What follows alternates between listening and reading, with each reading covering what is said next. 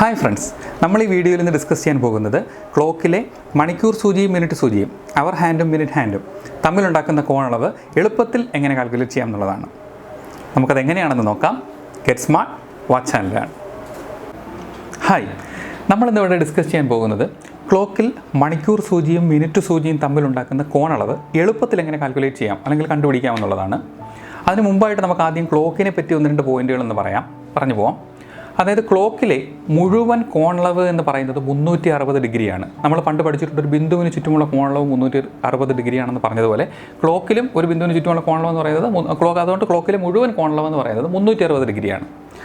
ക്ലോക്കിലെ ഓരോ 5 മിനിറ്റും, അതായത് അടുത്തടുത്തുള്ള രണ്ട് സംഖ്യകൾക്കിടയിലാണല്ലോ 5 മിനിറ്റ് വരുന്നത്, ഓരോ 5 മിനിറ്റ് 30 ഡിഗ്രിയാണ്. കാരണം ഈ ടോട്ടൽ 360നെ ക്ലോക്ക് 12 തുല്യ ഭാഗങ്ങളായിട്ടാണ് ഭാഗിക്കുന്നത്. അപ്പോൾ 360 ഡിവൈഡ് ബൈ 12 നമുക്ക് 30 ഡിഗ്രി എന്ന് കിട്ടും. അപ്പോൾ ക്ലോക്കിലെ ഓരോ 5 മിനിറ്റും 30 ഡിഗ്രിയാണ്. ഇനി ക്ലോക്കിൽ 1 മിനിറ്റ് എന്ന് പറയുന്നത് 6 ഡിഗ്രിയാണ്. കാര്യം 5 മിനിറ്റ് 30 ഡിഗ്രിയാണെന്ന് നമുക്കറിയാം. അപ്പോൾ 30/5 6 ഡിഗ്രിയാണ് 1 മിനിറ്റ്. അല്ലെങ്കിൽ 360 ഡിവൈഡ് ബൈ 60 എടുത്താലും 1 മിനിറ്റ് എന്ന് പറയുന്നത് 6 ഡിഗ്രി എന്ന് കിട്ടും. അപ്പോൾ അത്രയും കാര്യങ്ങൾ അറിഞ്ഞിരിക്കുക. നമുക്കിനി എങ്ങനെ എളുപ്പത്തിൽ ഈ മണിക്കൂർ സൂചിയും മിനിറ്റ് സൂചിയും അവർ ഹാൻഡും മിനിറ്റ് ഹാൻഡും തമ്മിലുണ്ടാക്കുന്ന ആംഗിൾ എങ്ങനെ എളുപ്പത്തിൽ കണ്ടുപിടിക്കാമെന്ന് നോക്കാം. അതിനായിട്ട് സാധാരണ നമ്മൾ ഉപയോഗിക്കുന്ന ഒരു ടെക്നിക്ക് എന്ന് പറയുന്നത് അതിതാണ് 30h മൈനസ് 5.5 m. ഇതിനകത്ത് h എന്ന് പറയുന്നത് തന്നിരിക്കുന്ന സമയത്തിലെ മണിക്കൂറിനെ സൂചിപ്പിക്കുന്ന അവറിനെ സൂചിപ്പിക്കുന്ന സംഖ്യ എഴുതണം. m എന്ന് പറയുന്നത് തന്നിരിക്കുന്ന സമയത്തിലെ മിനിറ്റിനെ സൂചിപ്പിക്കുന്ന സംഖ്യ എഴുതണം. അപ്പം അത് ഈ വാല്യൂസിൽ ഇട്ട് കൊടുത്ത് നമുക്ക് ചെയ്യാം. പക്ഷേ ഇത് ചെയ്ത് വരുമ്പോൾ എന്ന് വെച്ചാൽ ഈ 5.5 മിനിറ്റൊക്കെ മൾട്ടിപ്ലൈ ചെയ്ത് വരുമ്പോൾ തന്നെ കുറേ സമയം എടുക്കും. നമുക്ക് പെട്ടെന്ന് എങ്ങനെയാണ് ഇത് ചെയ്യുന്നതെന്ന് നോക്കാം. നമുക്കൊരു ഉദാഹരണത്തിലൂടെ ഇത് എങ്ങനെയാണ് എളുപ്പത്തിൽ ചെയ്യുന്നതെന്ന് നോക്കാം.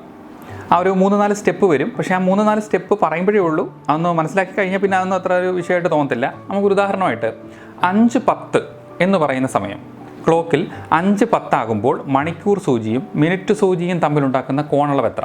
ഇങ്ങനെയായിരിക്കും ചോദ്യം വരുന്നത്. നമുക്കത് എങ്ങനെ ചെയ്യാമെന്ന് നോക്കാം.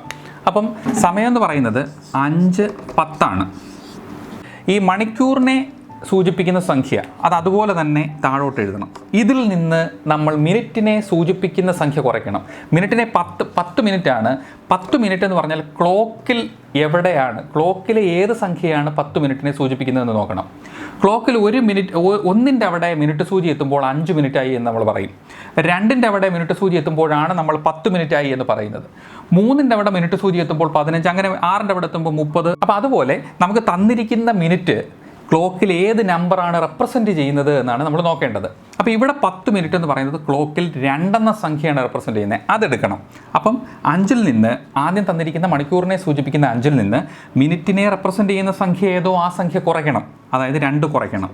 എന്നിട്ട് എന്താണ് ചെയ്യേണ്ടതെന്ന് വെച്ചാൽ ഇതിനെ 30 കൊണ്ട് മൾട്ടിപ്ലൈ ചെയ്യണം.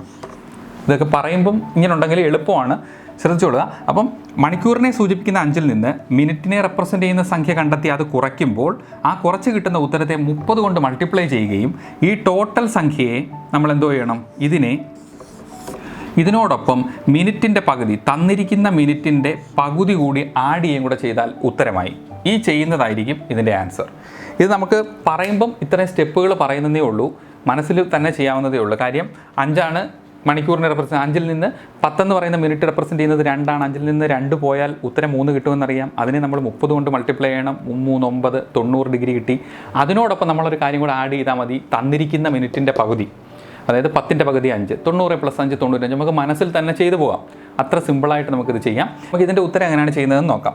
അപ്പോൾ 5 - 2 അത് നമ്മൾ 3 എന്ന് എടുത്തു, അതേ × 30 അതുപോലെ എഴുതി, പ്ലസ് 10ൻ്റെ പകുതി, മിനിറ്റിൻ്റെ പകുതി.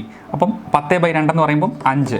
അപ്പം 30 × 3 എന്ന് പറഞ്ഞാൽ എത്രയാണ്? 90 + 5 എന്ന് പറയുമ്പം നമുക്ക് 95 ഡിഗ്രി എന്ന് കിട്ടും. ഈ രീതി ഫോളോ ചെയ്ത് കഴിഞ്ഞാൽ ക്ലോക്കിലെ മണിക്കൂർ സൂചിയും മിനിറ്റ് സൂചിയും തമ്മിലുണ്ടാക്കുന്ന കോണളവ് കണ്ടുപിടിക്കുന്നത് വളരെ നിസ്സാരമായിട്ട് ചെയ്യാം. നമുക്ക് മറ്റൊരു ഉദാഹരണം നോക്കാം. അപ്പോൾ നമുക്ക് അടുത്തതായിട്ടൊരു സമയം നോക്കാം. 7:20 എന്ന് പറയുന്ന സമയത്തിൻ്റെ മണിക്കൂർ സൂചിയും മിനിറ്റ് സൂചിയും തമ്മിലുണ്ടാക്കുന്ന കോണളവാണ് ചോദ്യമെങ്കിൽ നമ്മൾ ആദ്യം 7 എഴുതുന്നു. എന്നിട്ട് അതിൽ നിന്ന് എന്താണ് കുറയ്ക്കേണ്ടത്? 20 മിനിറ്റ് സൂചിപ്പിക്കുന്ന 20 മിനിറ്റിനെ ക്ലോക്കിൽ സൂചിപ്പിക്കുന്ന സംഖ്യ കുറയ്ക്കണം. 20 മിനിറ്റ് നമ്മൾ 4ൻ്റെ അവിടെ ആകുമ്പോഴാണല്ലോ 20 മിനിറ്റായി എന്ന് പറയുന്നത്. അപ്പോൾ നമ്മൾ അത് 7 മൈനസ് ആ 4 ചെയ്യുന്നത്.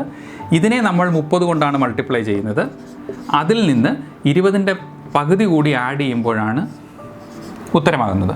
അപ്പോൾ എന്താണ് 7 മൈനസ് 4 3 3 ഇൻറ്റു 30 എന്ന് പറയുമ്പം 90 ഡിഗ്രി എന്ന് കിട്ടും. പ്ലസ് 20ൻ്റെ പകുതിയായ 10 കൂടി ആഡ് ചെയ്യണം. അപ്പോൾ എത്ര എന്ന് കിട്ടി? 100 ഡിഗ്രി എന്ന് കിട്ടി. ഈസി ആയിട്ട് ചെയ്യാം. സിമ്പിളാണ്, എളുപ്പത്തിൽ ചെയ്യാവുന്നതാണ് ക്ലോക്കിലെ ഈ ചോദ്യം. ഇനി ഇതിനകത്തൊരു വ്യത്യസ്തത വരുന്നത് എന്താണെന്ന് വെച്ചാൽ, നമുക്കിപ്പോൾ മണിക്കൂറിനെ സൂചിപ്പിക്കുന്ന സംഖ്യ വലുതും മിനിറ്റിനെ റെപ്രസെൻ്റ് ചെയ്യുന്ന ക്ലോക്കിലെ സംഖ്യ ചെറുതുമായതുകൊണ്ടാണ് നമുക്ക് ഈസി ആയിട്ട് ഇത് കിട്ടിയത്. ഇനി മണിക്കൂറിനെ സൂചിപ്പിക്കുന്ന സംഖ്യ ചെറുതും മിനിറ്റിനെ സൂചിപ്പിക്കുന്ന സംഖ്യ വലുതുമായി വന്നാൽ നമുക്ക് നെഗറ്റീവ് സംഖ്യ കിട്ടും. അങ്ങനെയുള്ളൊരു കണക്ക് എങ്ങനെ ചെയ്യാം നമുക്കൊന്ന് നോക്കാം. നമുക്ക് ഉദാഹരണമായിട്ട് ഈ കണക്കിൽ 3:40 എന്ന് പറയുന്നൊരു ചോദ്യമാണ് വന്നതെന്ന് നോക്കുക. 3:40 എന്നതാണ് സമയം. ഇതിൻ്റെ മണിക്കൂർ സൂചിയും മിനിറ്റ് സൂചിയും തമ്മിലുണ്ടാക്കുന്ന കോണളവ് എങ്ങനെ കാൽക്കുലേറ്റ് ചെയ്യാമെന്ന് ചോദിച്ചാൽ, ആദ്യം നമ്മൾ എന്ത് ചെയ്യുന്നു? 3 അതുപോലെ എഴുതുന്നു. അതിൽ നിന്ന് 40നെ ക്ലോക്കിൽ സൂചിപ്പിക്കുന്ന സംഖ്യ കുറയ്ക്കണം. 40നെ ക്ലോക്കിൽ സൂചിപ്പിക്കുന്ന സംഖ്യ ഏതാ? 8 കാര്യം മിനിറ്റ് സൂചി 8ൻ്റെ അവിടെ വരുമ്പോഴാണ് നമ്മൾ 40 മിനിറ്റ് ആയി എന്ന് പറയുന്നത്. അപ്പോൾ ആ ഇതിനകത്ത് നിന്ന് 8 കുറയ്ക്കുന്നു. ഈ സംഖ്യയെ നമ്മൾ എന്തുകൊണ്ട് മൾട്ടിപ്ലൈ ചെയ്യണം? 30 കൊണ്ട് മൾട്ടിപ്ലൈ ചെയ്യണം. എന്നിട്ട് എന്ത് ചെയ്യണം?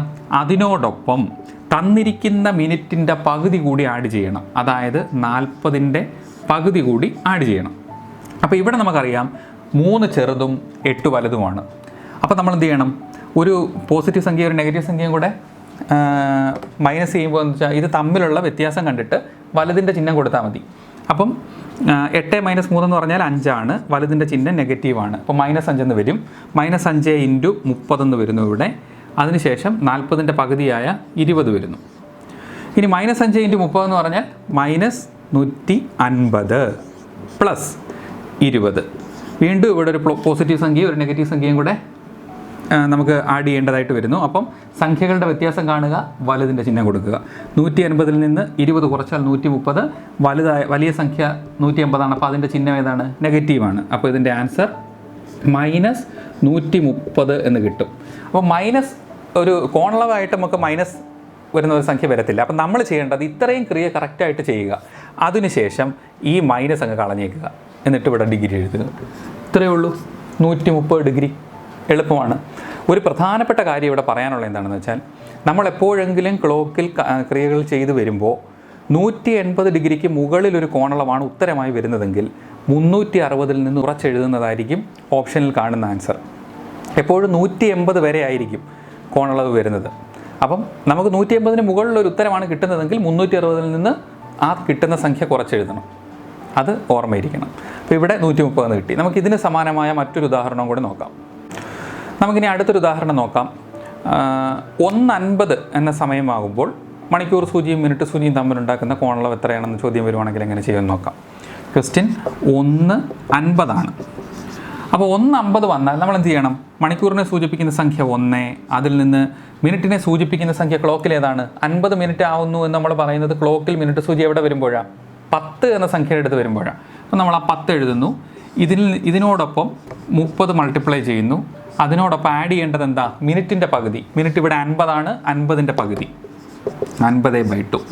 അപ്പോൾ നമ്മളിവിടെ 1ൽ നിന്ന് -1 - 10 എന്ന് പറയുമ്പോൾ -9 എന്ന് വരും. -9 ഇൻറ്റു 30 പ്ലസ് 50ൻ്റെ പകുതി 25. -9 × 30 എന്ന് പറയുമ്പോൾ എത്ര വരുന്നു? 9 × 3 27 ആണെന്നറിയാം. -270 പ്ലസ് 25. അപ്പോൾ ഇവിടെ എന്താ ചെയ്യേണ്ടത്? സംഖ്യകളുടെ വ്യത്യാസം കാണുക, വലുതിൻ്റെ ചിഹ്നം കൊടുക്കുക. 270ൽ നിന്ന് 25 പോയാൽ 245 വരും.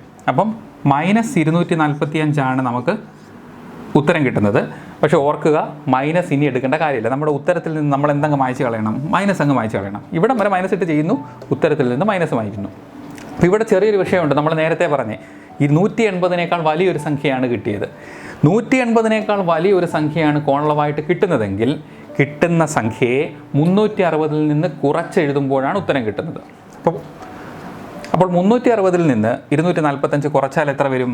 360ൽ നിന്ന് 240, ഇതിൻ്റെ കൂടെ 55 കൂടെ ആകുമ്പോൾ 300 ആയി. 300ൻ്റെ കൂടെ 60 കൂടെ ആകുമ്പോൾ 360 ആയി. അപ്പോൾ 60 55 ആകുമ്പോൾ 115 എന്ന് കിട്ടും.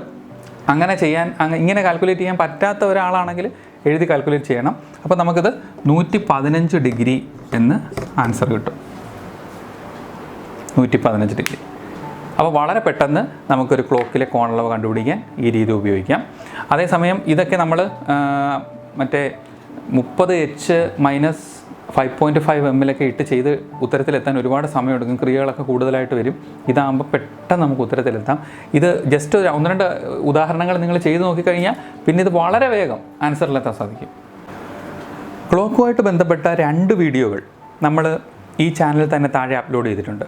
അതിൽ ഒരെണ്ണം എന്ന് പറയുന്നത് ക്ലോക്കിലെ പ്രതിബിംബത്തിൻ്റെ സമയം എങ്ങനെ എളുപ്പത്തിൽ കണ്ടുപിടിക്കാമെന്നുള്ളൊരു വീഡിയോ ആണ്. അതിൻ്റെ ലിങ്ക്, വീഡിയോ ലിങ്ക് ഇതിൻ്റെ ഡിസ്ക്രിപ്ഷനകത്ത് ആഡ് ചെയ്തേക്കാം.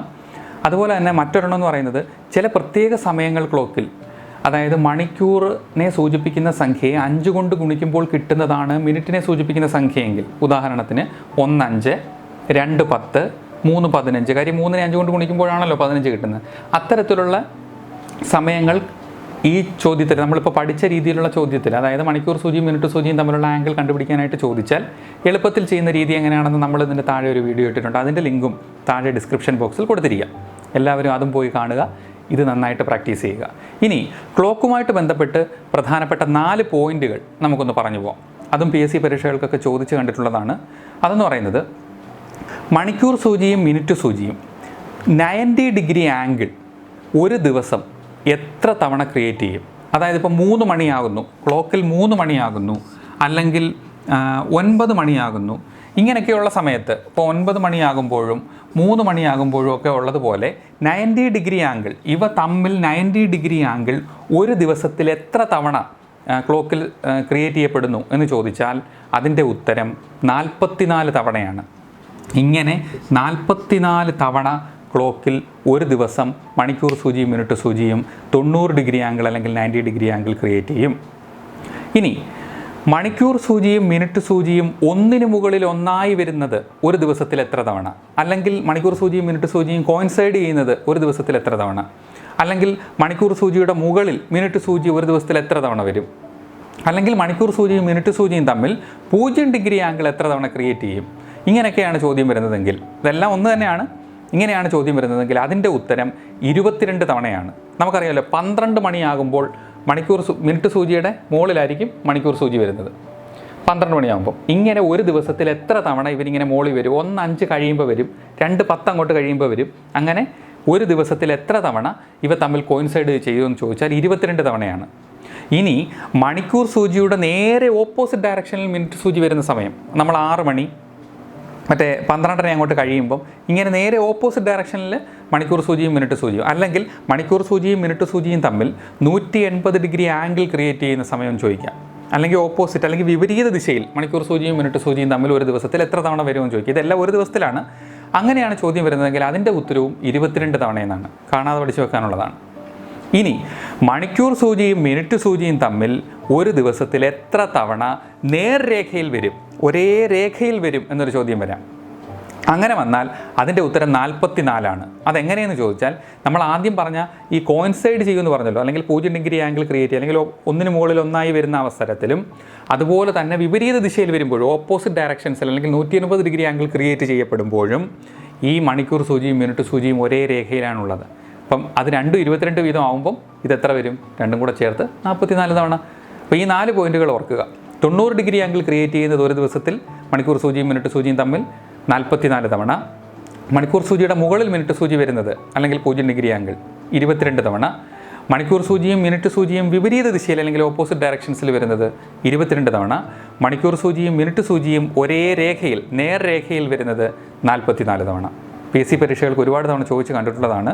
അപ്പോൾ ഇതിനോടൊപ്പം നമ്മൾ മുമ്പ് പഠിച്ച മണിക്കൂർ സൂചിയും മിനിറ്റ് സൂചിയും തമ്മിലുള്ള കോണളവ് എങ്ങനെ എളുപ്പത്തിൽ കാൽക്കുലേറ്റ് ചെയ്യാം എന്നുള്ള ഭാഗം നന്നായിട്ട് പ്രാക്ടീസ് ചെയ്യുക. ഉന്നത വിജയങ്ങളിലെത്താൻ നിങ്ങൾക്ക് സാധിക്കട്ടെ. Catch you on the rebound.